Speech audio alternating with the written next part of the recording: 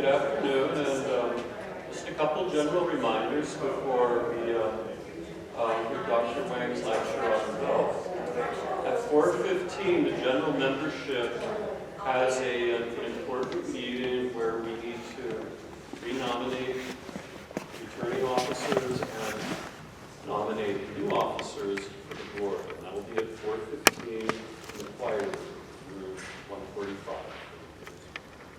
Now, Dr. Hwang, also, don't forget to visit Bob Toshak in 144 because there's no music stores hardly anywhere anymore. And there's one right here, right now, and he's got everything you need and then some. Dr. John Hwang performs and teaches in Arizona. Distinctions include the Special Talent Award, William Robinson Scholarship Award, and awards from the New York Artist International Competition, Salzburg Virtuoso Competition, and made his performance debut at New York City's Lincoln Center and performed at the Amalfi Coast Festival in Italy.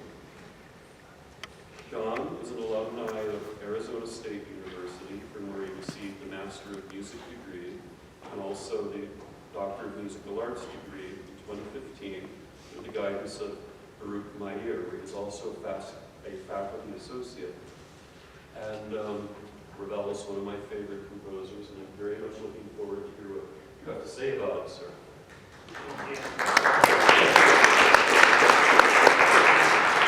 So, hello everyone. My name is John Hwang, and just like to say thank you for coming here and for my presentation. And as you know, this year our theme is the tradition and innovation, and I thought Mauricio Ravel would be a good example and good fit to our theme. So I'll be talking about the person Ravel and his music too. Personally, I had this kind of bias when I was young, that I thought Ravel's music is too difficult, too challenging, too many fast notes, and too many just running figures. So I never had a chance or seriously studied Ravel's piece when I was young. But I still remember the time that, hearing his music, it was the flowers, and it sounded so fresh and so new, and it was so different.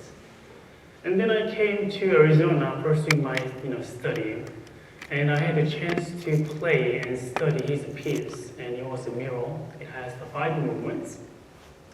To be honest, it wasn't an easy journey. It wasn't an easy learning process, because I needed to apply the new technique that I never played or learned. And I needed to be creative and imaginative in order to express the Ravel's music. And personally, that was the most difficult part, like being creative and being imaginative, especially the person who grew up in South Korea and spent the most time there. And it's a little bit strict and rigid culture and society. And I was so used to do what just teacher told me to do, like don't play like that or play like this. Don't think, just play. So, but suddenly here, my teacher was Baruch Meir. He constantly told me that you need to be imaginative. You need to be creative. Be an artist. You are not a student anymore. And think outside the box. And I told myself quietly, well, I'm so comfortable being inside the box. Why should I be outside the box? So it wasn't an easy journey, but I've learned so many things. And I've discovered so many new ideas and new techniques and new sounds and new timbres through the Ravel's music. So I hope that this presentation give you more understanding and then more insights about Ravel and his music. So these are the 5 keywords that I'd like to mention about his life. So first one, inheritance from parents. Ravel was born in 1875 in France, in a small city. The name the Zivre, it means the end of a bridge, because this city was just 11 miles away from the border with Spain. So in this small city, Swiss man and Spanish woman met together and got married and had a baby named Maurice Ravel. So these two heritages from the parents and of course influence Ravel in so many ways and become important characteristic. You know, Ravel's father was a famous engineer that he invented the steam generator, and then Ravel got the father's character, which later developed into more like the perfectionism and precision. Because Ravel used to spend so much time on his composition, and it didn't go quick. It was a slow process. Because he wanted to be a perfectionist, and he wrote every single note as he intended. But we are talking about tons of notes. If you see his music, it's not small amount, like 100 or 1,000 notes. And then the Russian composer Stravinsky, he used says about the Ravel. Ravel is the most perfect example of the Swiss watchmaker. You might have heard this quote, and I think this quotation from the Stravinsky has the two sides as the compliments and the critique. Like the compliments that Ravel's music presents the highest level of complexity and intricacy, but at the same time criticize Ravel's too much obsession to the detail. And then Ravel's mother was the Basque, and these Basque people known as one of the oldest people in Europe, and they have lived in the same place more than 2,000 years. So, in Ravel's childhood, of course, mother used to sing the Spanish songs, like the Bolero, Habanera, and Sevillano. So throughout the Ravel's life, he kept a very strong connection to the Spanish heritages. And later, he used the Spanish elements, like the Spanish melody, Spanish rhythms, and Spanish harmonies in his music. And some examples are like Rhapsody Española or the Alborada de Gracioso. That's the movement, one of the movements in Miro. And then the Pavan for the Dead Princess, that's another piano piece. Oh, here is the photo between Ravel and Stravinsky. The left one is, has the seat small. He's the Ravel, and then the guy next to it, that's a Stravinsky. And that's a cool picture. It's like the movie scene. Okay. And then after Ravel was born, the family moved to Paris, and Ravel began his study, learning the piano. And around age 14, he went to the Paris Conservatoire, where he met close friends named Richard Vine. And he's the Spanish guy, Spanish pianist. He also influenced Ravel in so many ways. And then when Ravel was around 20 years old, he met other people, other young people, young artists, young musicians, and young writers. And they called themselves Leapash. It means hooligans. So basically what they did was drinking, smoking, talking, gossiping, and going to concerts, watching the show together. But this group is very important to Ravel because Ravel was able to explore other people's taste and knowledge and then ideas. And he was able to see different forms of art, like literature, painting, other music. And these people were the new generation in France, leading the French new arts and culture, and they want to build their own heritage. And then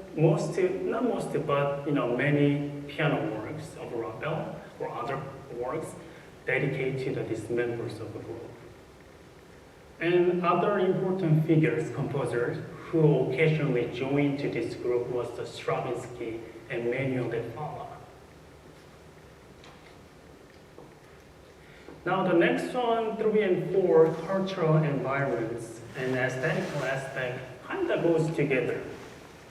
Do you know that the Ravel was a very fashionable guy? more like the dandy guy nowadays. Because he was interested in fashion and arts. But it's not surprising because he grew up in Paris, the center of art, center of fashion. And this city, this local environment provided the latest and trendy arts and fashion to Rotterdam. Also musically, this city provided exotic music, exotic sounds, and exotic instruments. And there was an expo in 1889, and of course Robert went to that expo in Paris. And that time, he was able to see and listen and experience the music and culture from other countries, like the Japan or Middle East or the India. And that's why you would see or hear exotic elements in his music. It's all. Now, here's interesting quotes from his teacher. His teacher said, "The Ravel is a tiny man with an enormous head and huge nose and an enormous intellect." I don't know if this is a compliment. The Ravel was a very tiny guy. He was about 5 feet. And he has the picture looks good, but he has a huge nose and then, big head. So probably he wanted to look better by wearing the fashionable, clothing or fashions. Or maybe he wanted to cover his own personal complex. And here's an interesting episode.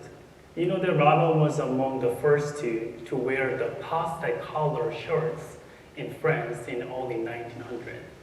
And on occasion, his friends were surprised that Ravel dressed up with a white shirt, sweater, white pants, white stocking, and white shoes. So he was very interested in fashion, and he always asked friends, opinions. And sometimes he's even late to the class because he wanted to, decide which clothing he wanted to wear. But why this thing is important? Because Ravel's interest in arts and fashion, I think, became a musical element. And also it provided his aesthetical aspect, an aesthetical view, which reflect his insight and his interest. If you listen to his music, I'm sure you know, it fills with colorful and dazzling and brilliant sounds and texture and timbre. Where it comes from him, his insight. And also his music always maintains the high elegance and brilliance. And, here's a picture of Ravel. I believe this is the early 1900s. I still think it's very modern, very fashionable, wearing the red jacket, and you see that he's holding the cigar every time. Now, identity. Ravel never got married. Ravel never had a conventional relationship with a woman, and this left us a major speculation about his sexuality. And most writers and biographers, they don't say much about when it comes to the sexuality, unless evidence and writing. But recent research, some claim that Ravel was homosexual, and he provided some evidence and quotes. I don't know if he was homosexual or not, but here's a letter showing his anti-marriage opinions.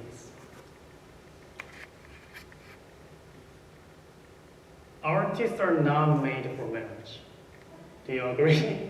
We are rarely normal. And he lives a little like an awakened dreamer. That's not amusing for a woman who lives with him.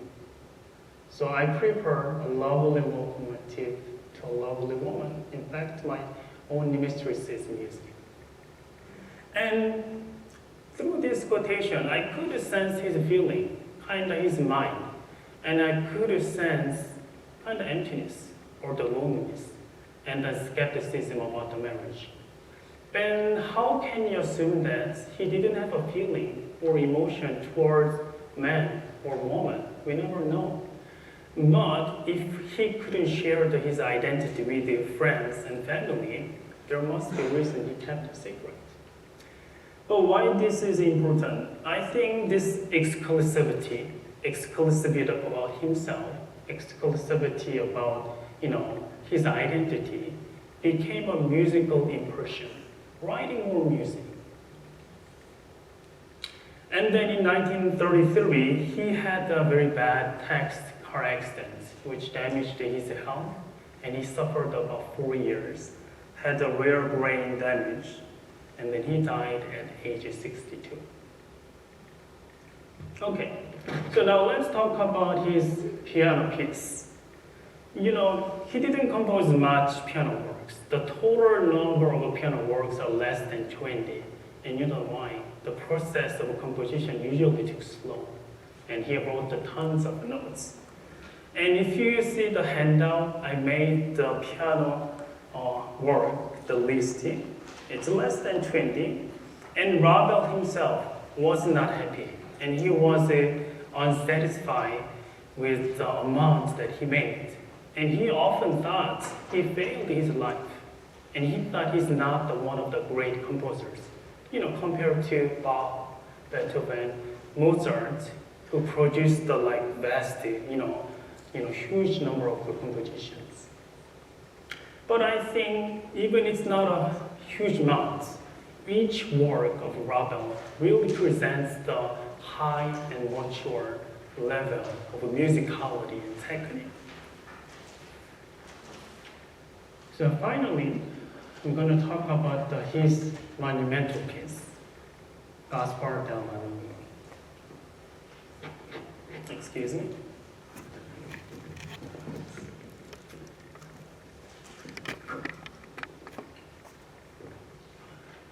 So Gaspar del Manui was composed in 1908, and it has 3 movements.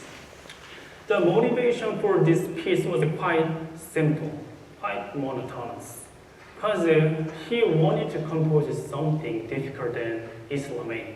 And you guys know the Islami, the Oriental fantasy, written by Balakirev. I mean, that piece is often considered one of the difficult pieces, even nowadays. And I think not only Ravel achieved his goal well, making the piece difficult than Islami, but also he left this exquisite masterpiece representing the early 20th century. Now, that piece truly requires the devilish technique, really challenging, really difficult, and also it demands the highest level of musicality and emotional involvements. And nowadays, many young and ambitious, pianists, they play this piece for their competition, showing what they can do. Now, his motivation for this piece shows the Russian influence. When he was a teen, when he was young, Ravel knew very well about the Russian music and Russian composer, like the Russian Five, Borodin, Rimsky-Korsakov, Mussorgsky, Balakirev. Do you know the last person? Yes. So, their musical style and then their compositional idioms, also the orchestral sounds, influenced Ravel in so many ways, even challenged him to write something more difficult than Islami. And here's another source, came from his friend, Richard Vinet. Ravel met him during the Paris Conservatoire, and this Spanish guy gave the poem collection written by Bertrand, and Ravel picked 3 poems and composed this piece based on that poem collection. And at the same time. Now, the Gaspar is a man name. It's the French form of Caspar, known as one of the 3 wise men in the Bible who traveled to see the baby Jesus. I mean, Bible never mentioned their name, but the Western Church recognized them, and Caspar is one of them. And then the Delannoy means of the night. So in English, it means Caspar of the night. And the poem collection and these three poems include the various images. And these images are very grotesque, morbid, horrible, and dark, and including such as dead body hanging on the gallows, or the wicked, evil dwarf. And Ravel's intention was very clear. He wanted to create the exact mood from the poem, like to create the scary, spooky, horrible atmosphere through the music. Now, the suite has three movements named Wounding and Legipe and Scaffold. And the tempo change. I mean, the first and last movement, it's a fast movement. And the middle movement is slow. So this fast, slow, fast tempo change, showing the traditional classical sonata form. And here's the important aspect about the Ravel. He was the inventor for sure, but he always studied and practiced the traditional music. And he believed that if composer wanted to create something new, must study the traditional music form. And there are many evidences. If you look at the handout, I put the list and also showing which piece got which influence. Like his early work,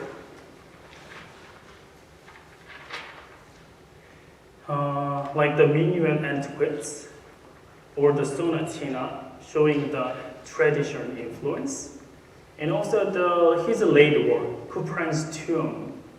If you look at the Couperin's Tomb, it has the fugue elements. And he used several, multiple movements. It's the Baroque influence. And has the dance movement.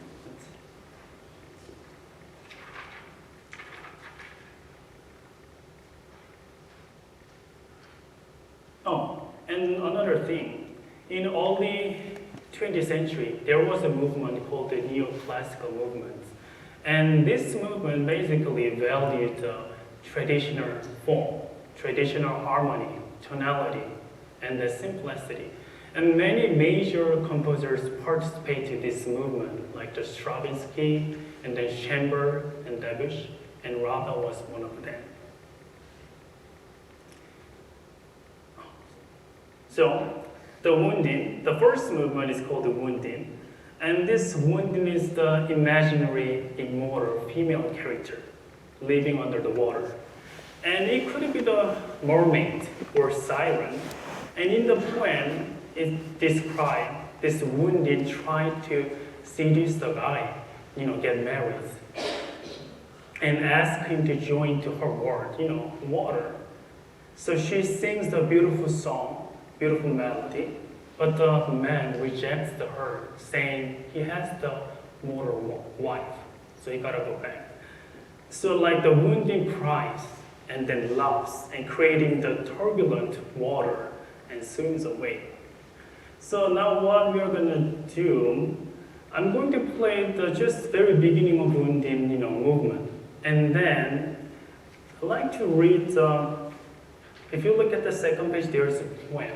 I'm going to read this poem for you, not whole paragraph, just a few, and I want you to listen music and try to feel some, atmosphere, what the poem suggested, and try to find the important keywords in the poem.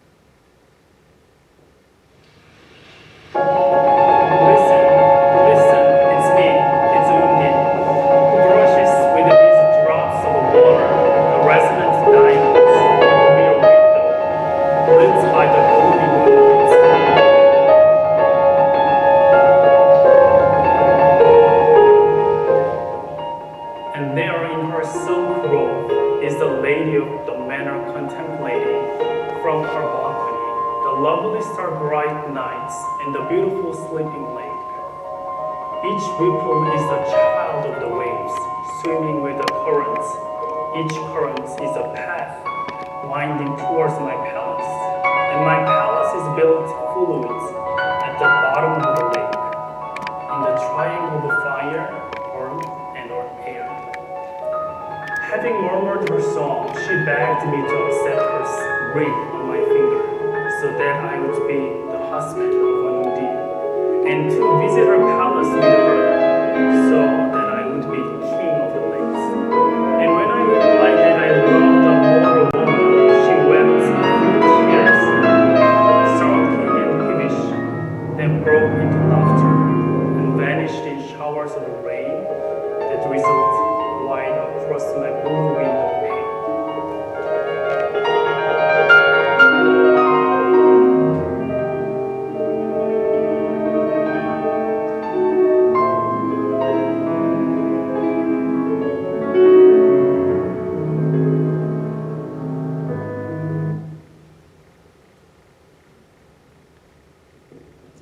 So,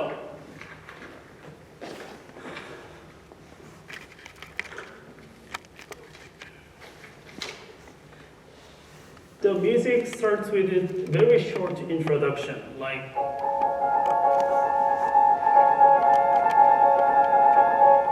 and once you start the first measure, there is no rest till the end. And you're playing this 30-second, it's a 30-second, very fast figure, about the 7 minutes long.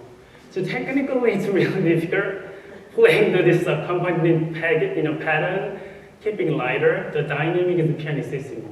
And then you are playing the 32nd note. And this is only, it's not even melody, it's accompaniments. Now, the technical aspect here that I suggest, you pretty much keep the very light and sensitive touch, playing this figure, or the other movement, of other rubber piece. And you don't need to probably press the key, full. Maybe you only need to press like half or maybe even a third. It's not the traditional way of playing the piano. It's different. And then the wrist is a very important part of playing. I'm sure you know the fingers are important, but the wrist has to be relaxed all the time. And think of the wrist as the anchor of the ship. So you need to be, flexible and then kind of leading the way over your fingers. If your fingers like playing this way, and just follow the fingers. So keep lighter, flexible, and what you need to, build is the sensitivity of the fingers. And then try to build a very light touch. Another suggestion is to keep the fingers in contact with the keyboards, probably all the time. You don't need to release the key too much. Just think of your glue to your fingers. And also the other way thinking of finger is like the paint brushes. Your fingers are like the very light paint brushes. Just keep lighter. Now this figure looks like I'm playing the same pattern over and over. But the difficulty is Rubble slightly change the notes. Maybe 1 or 2. And that's very annoying. And, and it's not even noticeable for the audience, but the performer, yes, you gotta follow the note as written. So like the first one, and then the second one, the different one, because the left hand will play the melody, so he omit the some notes. And then he changed the note. And then, and the next one is a different pattern. Did you hear it? So keeping this 30-second note fast, lighter, and then you gotta change the pattern very quickly and adjust this pattern is difficulty. And then after the short introduction, melody is presented.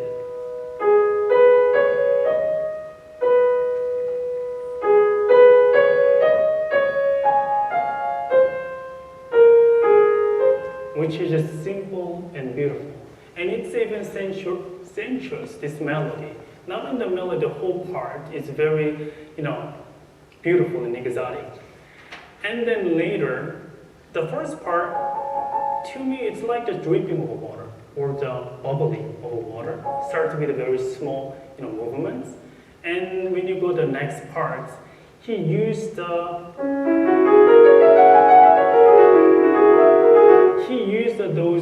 circular motion, circular shape, or like the arpeggio shape, influenced by the arabesque style, or similar to the arabesque style. And Ravel composed the other movement, used the water material, and one movement is called the boat on the ocean. It's one movement in the mirror. And in that movement, he used a very similar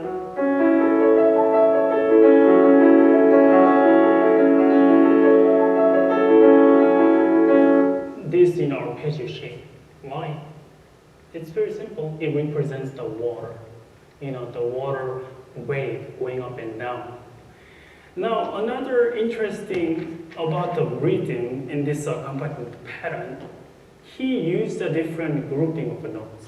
Sometimes he used a group of 4, group of 5, 6, or 8. He changed those grouping of the rhythm. And why? Again, Ravel imitating the water movement, and water never stay in one form. It always changes. And he used this ideas and technique in his piece, and you will see the same. He changed the rhythms and he changed the meter constantly, representing the water character. Now, when you play the melody parts, my teacher used to, say, you need to make the ringing quality by releasing the energy. It's not downward. The traditional way, it's kind of you put the fingers down, but for the ringing quality, you gotta move the upward motion, and then you gotta find the moment to ring the quality.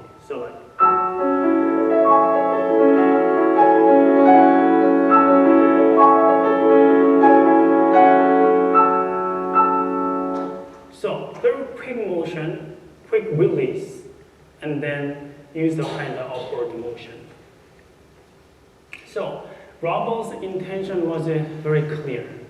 He didn't want to use the square and steady quality. He wanted to use something more flexible, representing the water material.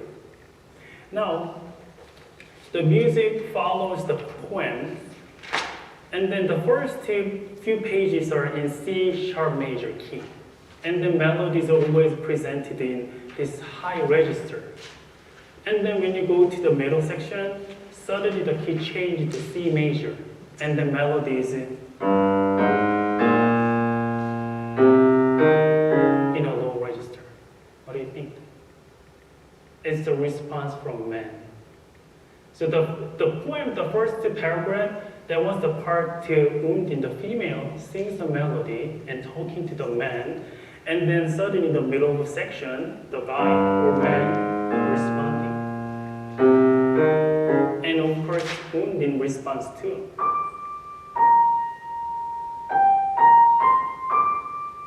And then again. So it's kind of dialogue between the wounded and man. And then it becomes more violent and more energetic. And there's another interesting part. I mentioned that from the beginning to the end, there were just vast notes. And suddenly, right before the last page, there are 4 measures, only has the simple melody. No accompaniment, no fast figure.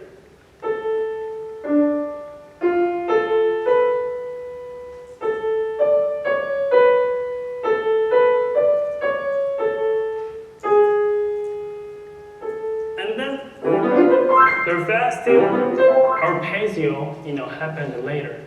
And I think this short 4 measure, just having the melody, that represents the last paragraph. The poem says, when I replied that I love a mortal woman, she wept a few tears, and sulking and peevish, then broke into laughter. So this short part, simple melody, that's the part the wounding kind of, weeping or tears. But turns out she's loving, by having this crazy turbulence water. Okay, so the next one, sorry.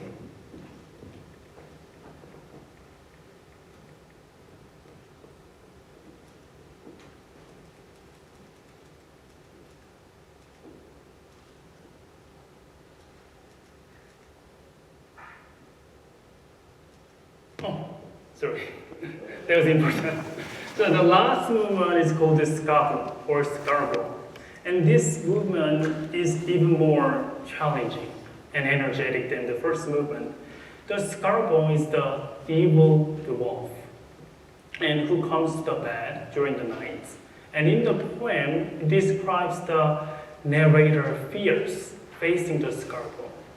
And also it describes the scarborough's actions, like Scarborough laughs sometimes, scratches, jumps, twirls, and rolls around and disappears. And his actions are important. It became the musical elements because you will hear a lot of passages imitating the Scarborough's actions, jumping, scratching, laughing.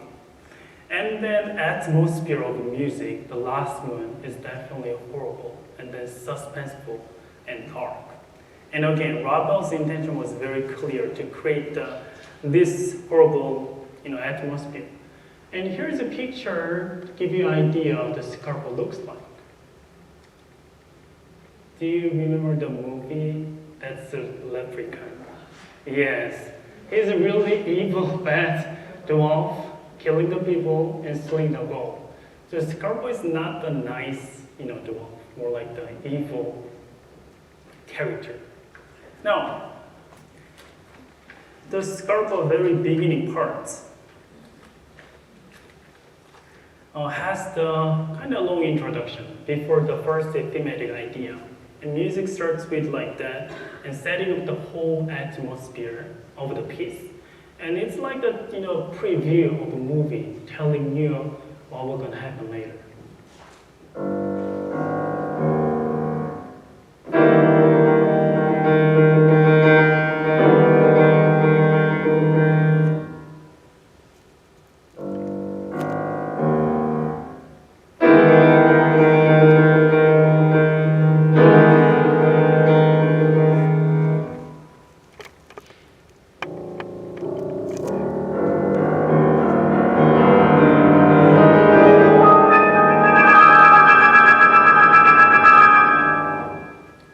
So that was the introduction. And then in this piece, Ravel used this repeated figure. He used the repeated figure in other movements too. The Alvarado del Grazioso, the one movement in mirror. But that Alvarado del Grazioso,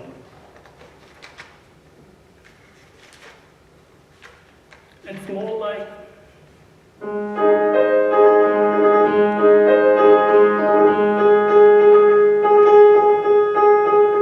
it's not scary at all. It's more like the brisk, lively, entertaining feeling.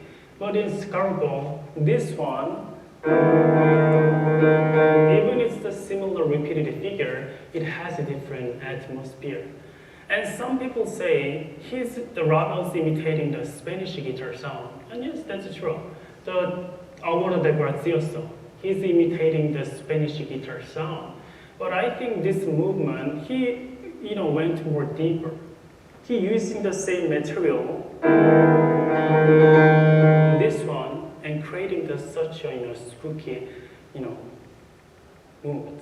And the way of playing the repeated note, it's different. It's not the traditional way of playing piano. Some people just play, use the one finger, play like that. Or some people just use the alternating the fingers, play the passage like that. And I think it's kind of a new way of playing and thinking.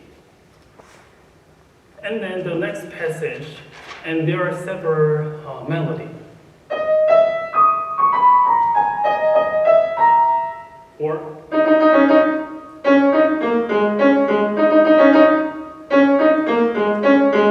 it has the staccato and short quality, and I think it represents the Scarbo's action, Scarbo's character. And later, you will see the left hand plays lots of jumping passages. And this passage, again, represents the Scarbo's action, jumping, moving around. Oh, and here's another passage.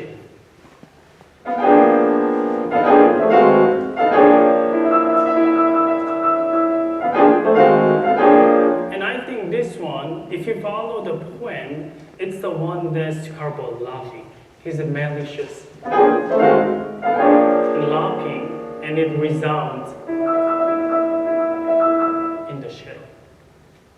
And after this action, this passage, and the poem says, the narrator have seen he's dancing, came down from the floor, and he's doing the pirouettes. Do you guys know what the pirouette? It's the ballet movement, spinning around with the one foot.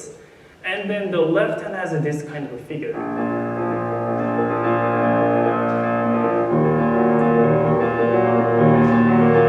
And it goes to like, and definitely this passage, describes the Scarbo's dancing or spinning and spinning. Oh, then here's another interesting thing about the Ravel. He used lots of the thumb. His music, sometimes the thumb plays the two notes together. Sometimes okay. So sometimes the thumb moves the transfer under the hand, or you're doing this passage. Do you know the Ravel has very strange thumb? It's called the hitchhiker thumb. His thumb can be bent to this angle. So that was why really his piece has lots of passages using the thumb. For him it was easy, just playing the music with the thumb. But for us, we thought thumb is the kind of enemy of the playing piano. But you gotta master playing the thumb in order to play Ravel's music well. You gotta learn how to master the thumb.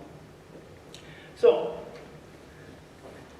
I think, yes, here. So conclusion.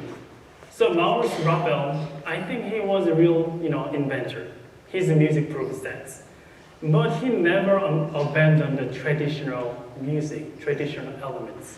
He always studied and exercised the traditional music.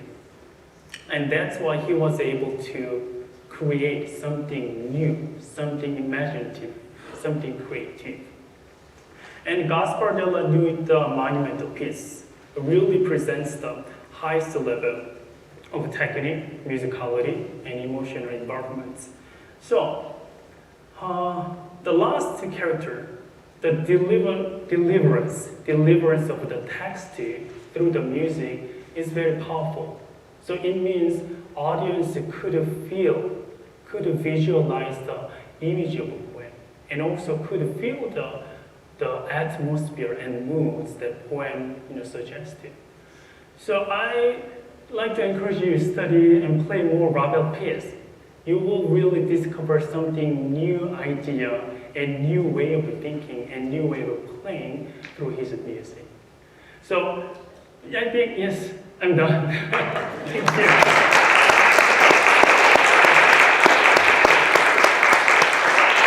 Any questions on that one? Okay. Any question? All right, thank you.